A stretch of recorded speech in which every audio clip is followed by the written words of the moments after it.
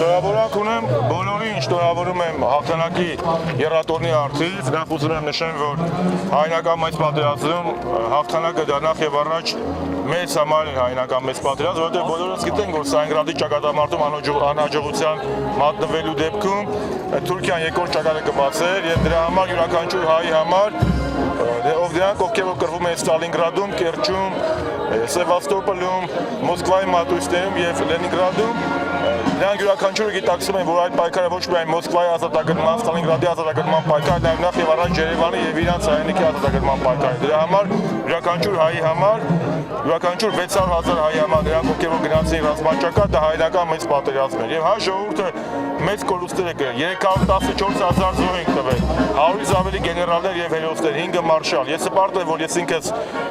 ռազմաճակատ մեկնած զինվորի թոռ եմ, իմ պապս Պետրոս Ավագյանը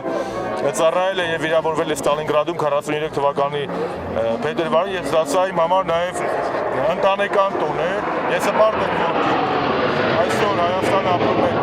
անկախ երկրում եւ շատ կարեւոր է, որ այս հաղթանակով դասիրակված ծերունդը հաղթեց նաեւ Շուշիում։ Առանց հայնական մեծ պատերազմում հաղթելու մենք չենք կարող ունենալ Շուշիի ազատագրում եւ Շուշին ազատագրեցին այն տղաները,